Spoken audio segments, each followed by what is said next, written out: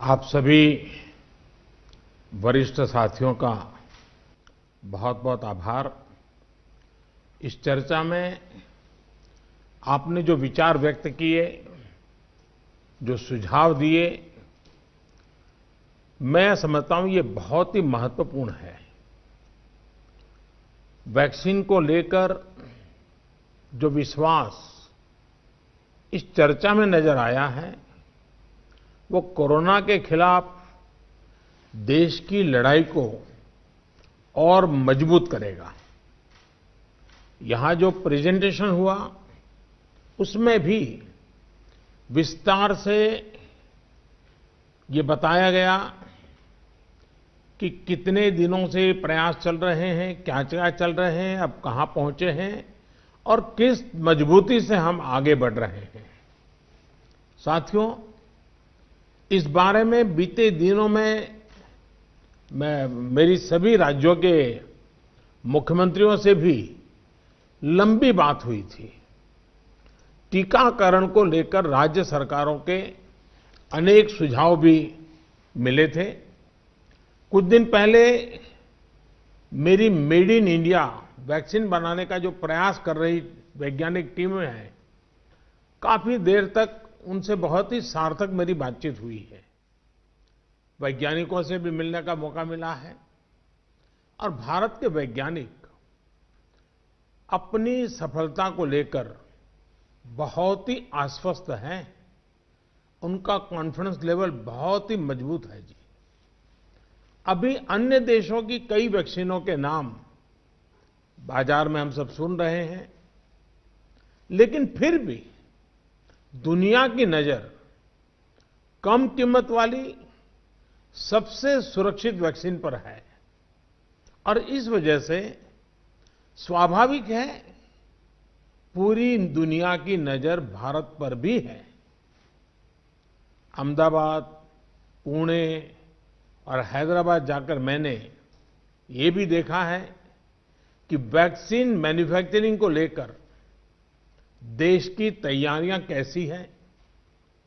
हमारे भारतीय manufacturers, ICMR, department of biotechnology और ग्लोबल इंडस्ट्री के अन्य दिग्गजों के बहुत ही संपर्क में रह करके तालमेल के साथ काम कर रहे हैं। आप एक तरह से मानकर चलिए कि सभी कमर कस के तैयार बैठे हैं। करीब करीब 8 ऐसी संभावित वैक्सीन है जो ट्रायल के अलग अलग चरण में और जिनकी मैन्युफैक्चरिंग भारत में ही होनी है। जैसा यहां चर्चा में भी बात आई, भारत की अपनी 3 अलग अलग वैक्सीन का ट्रायल अलग अलग चरणों में है। एक्सपर्ट्स ये मानकर चल रहे हैं कि अब कोरोना की वैक्सीन के लिए बहुत ज्यादा इंतजार नहीं करना पड़ेगा। माना जा रहा है कि अगले कुछ हफ्तों में कोरोना की वैक्सीन तैयार हो जाएगी। जैसे ही वैज्ञानिकों की हरी झंडी मिलेगी, भारत में टीकाकरण अभियान शुरू कर दिया जाएगा। टीकाकरण के पहले चरण में किसे वैक्सीन लगेगी, इसे लेकर भी केंद्र सरकार राज्य सरकारों से मिले सुझावों के आधार पर काम कर रही है।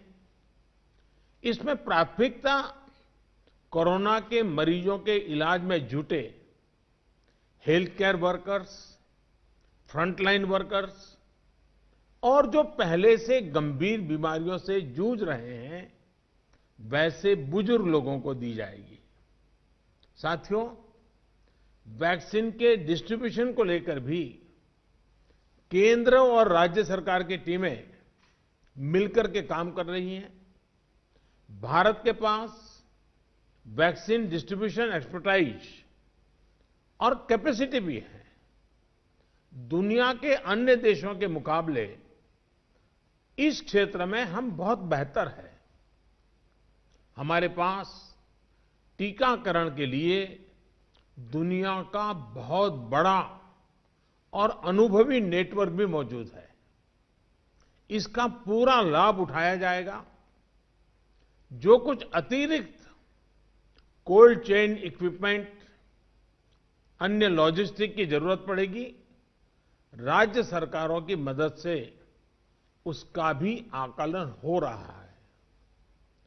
कोल्ड चेन को और मजबूत करने के लिए भी साथ ही साथ अनेक नए प्रकल्प भी चल रहे हैं, कई और नए प्रयास भी चल रहे हैं। भारत ने एक विशेष सॉफ्टवेयर भी बनाया है, कोविन, जिसमें कोरोना वैक्सीन के लाभार्थी वैक्सीन के उपलब्ध स्टॉक और स्टोरेज से जुड़ी रियल टाइम इंफॉर्मेशन रहेगी।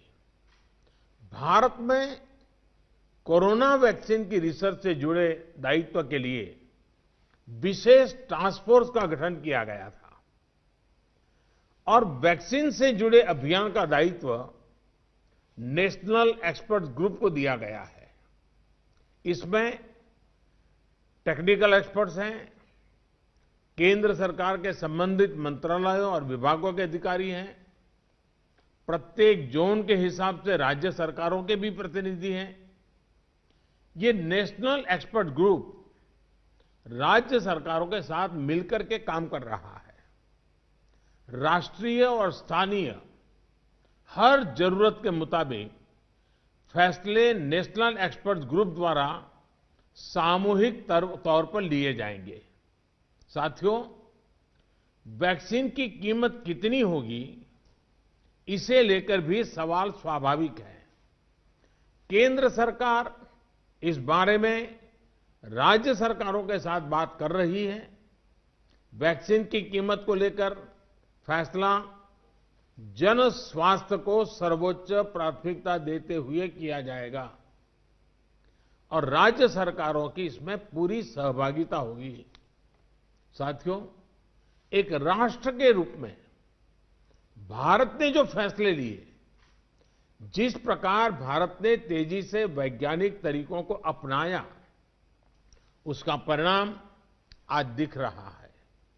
भारत आज उन देशों में है जहां पर प्रतिदिन टेस्टिंग बहुत ज्यादा हो रही है। भारत आज उन देशों में है जहां पर रिकवरी रेट भी बहुत ज्यादा है।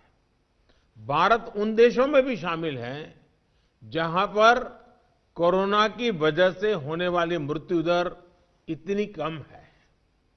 भारत ने जिस तरह कोरोना के खिलाफ लड़ाई को लड़ा है, वो प्रत्येक देशवासी की अदम्य इच्छा शक्ति को दिखाता है। विकसित देशों, अच्छे मेडिकल इंफ्रास्ट्रक्चर वाले देशों की तुलना में भी भारत ने इस लड़ाई को कहीं बेहतर तरीके से लड़ा है और अपने ज्यादा से ज्यादा नागरिकों की जान बचाई है। हम भारतीयों का संयम, हम भारतीयों का साहस, हम भारतीयों का सामर्थ्य इस पूरी लड़ाई के दौरान अतुलनीय रहा है, अभूतपूर्व रहा है। हमने सिर्फ अपने ही नागरिकों की चिंता नहीं की, बल्कि हमारे देशों के नागरिकों को भी बचाने का हर प्रयास, अन्य देशों के साथ मदद करने का भी काम, हर संभव प्रयास किया गया।